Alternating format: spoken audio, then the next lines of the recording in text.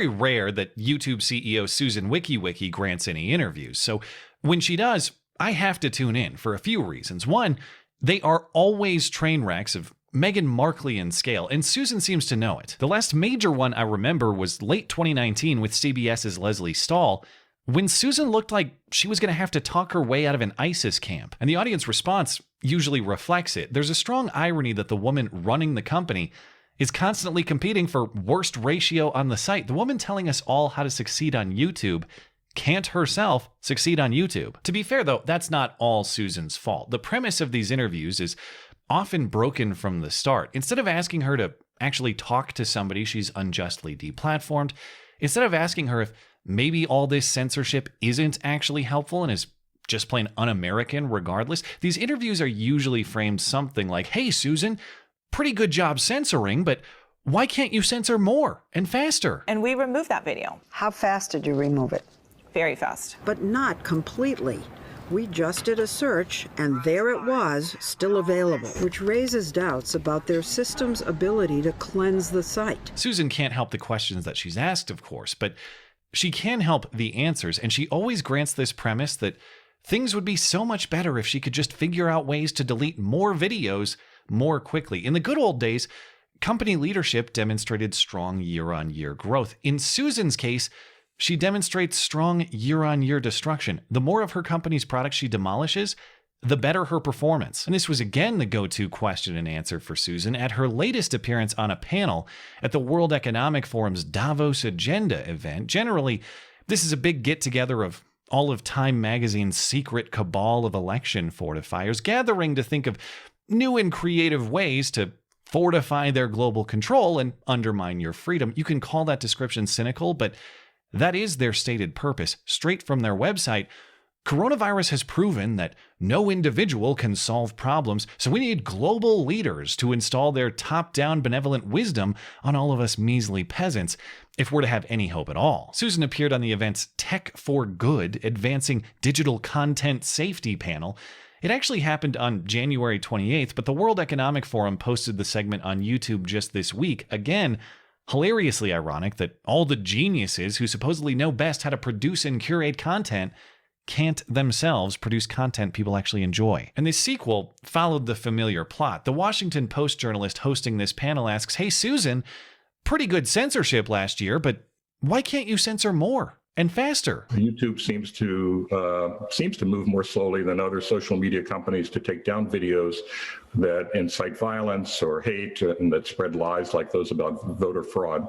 So is YouTube taking action fast enough? And Susan again pushed back in a way that grants the point. She says, "Actually, I have censored more and faster than anybody else." I would say definitely, and I would definitely take issue with the statement that we do it slower. On December 9th, we began removing all content that alleged that the outcome of the 2020 presidential election was changed by false claims of widespread voter fraud or errors. And I believe we were the first platform to do that. It wasn't like there was government regulation about what we should do with COVID and 5G conspiracies. Like, we had to implement those immediately. We implemented 10 different policies. And if you want numbers, Susan has your numbers.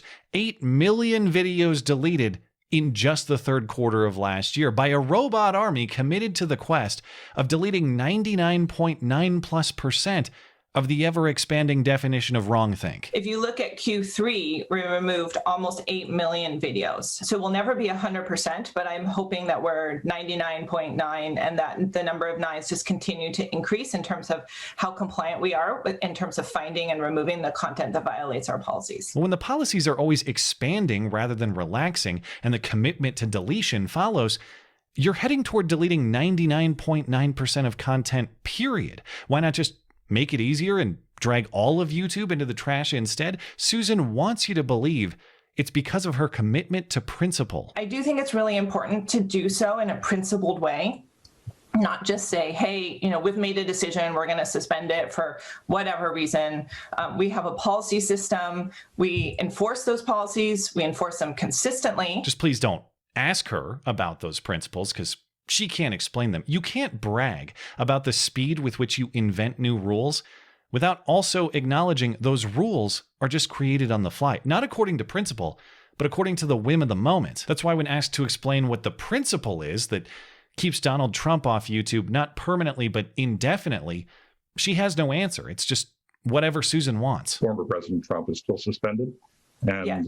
when would you be lifting that? What does it take?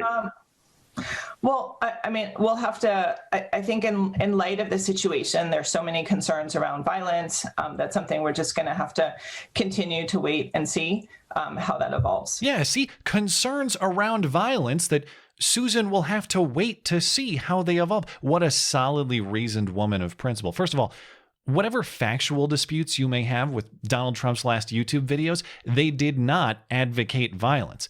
They advocated against violence. You have to go home now. We have to have peace. And actually, since Susan still won't let anybody play this video on principle, of course, I'll have to read you a transcript, quote, in part, "We have to have law and order. We have to respect our great people in law and order. We don't want anybody hurt. We have to have peace.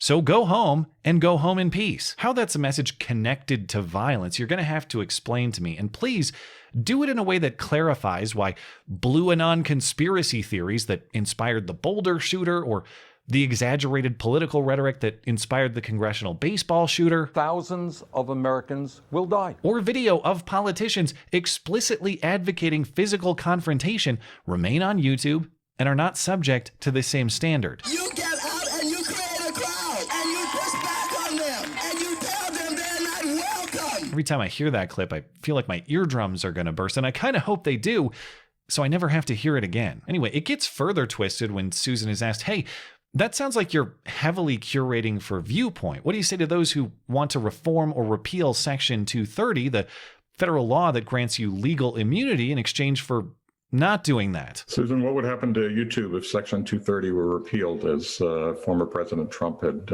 advocated? And Susan says, "Oh, no, no, no, we can't have that. That would force us to drastically scale back on content. We'd have to start deleting videos and comments." I think if you took away the protections in terms of the liabilities, I think we could say goodbye to, all reviews, to all comments, all user-generated content. And I agree, we can't get rid of the comments.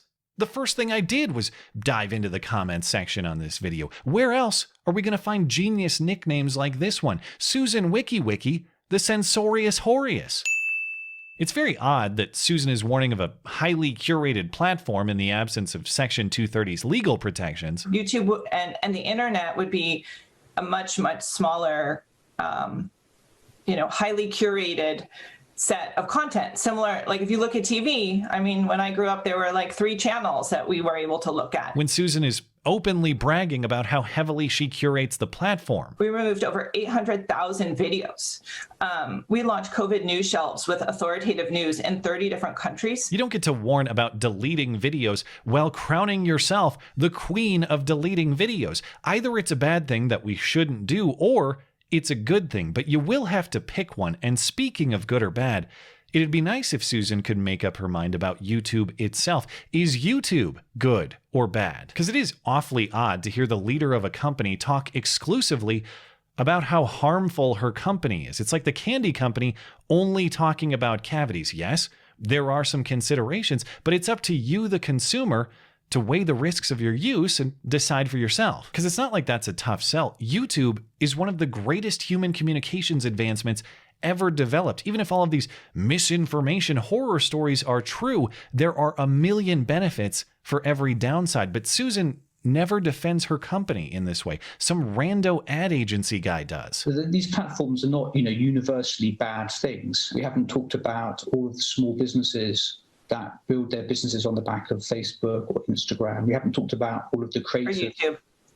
Yeah, and YouTube. I don't think my son could have got through lockdown without YouTube or indeed his parents. Yeah, maybe the free exchange of ideas is of net benefit and should be meddled with minimally. Maybe the reason these companies became so successful is exactly because there was no centralized censorship queen deleting information on the crown's whim. Maybe the free competition of information produces the quality of information you're looking to promote. Maybe dissent against the orthodoxy steers us toward the truth and prosperity. not away from it. Because beyond everything else in this segment, the impossible circus juggling of contradictory ideas simultaneously, the refusal to stick up for the value of one's own company, people who can't generate more views or engagement than your aunt's cat videos telling us they know how to run the world. Beyond all of it, the most frustrating part of it is that these people actually grant the premise that free thought has value, at least intermittently. One of the panelists condemns Vladimir Putin for his hostility toward dissent. I want to express solidarity with the Russian population and Alexei Navalny because Vladimir Putin was given a podium to speak here at Davos. And the idea is that dialogue is better than no dialogue. But of course, in Russia itself, there's no room for dialogue because there's no room for dissent. Yes. So why then are we sitting here strategizing for 30 minutes about how to silence dissent? What is the philosophical distinction between Vladimir Putin deciding which opinions are permissible and you deciding which opinions are permissible? You're not arguing against Vlad. You're arguing to be Vlad. It's not a stance against censorship. It's an attempt to be the censor. Because if your argument is just that you'd be the superior censor, if you're going to tell me that you'd be the better strongman to wield the sword, number one, you're wrong. We need more freedom, not more tyrants. But number two, you're not convincing. When you constantly yield to the direction of those seeking control, I'd say you're much better suited, Susan, for the role of the horse. Thanks as always for listening and for supporting this channel. Always appreciate that thoughtful discussion down below, and especially over on Minds, that is at ML Christensen. You're always welcome to come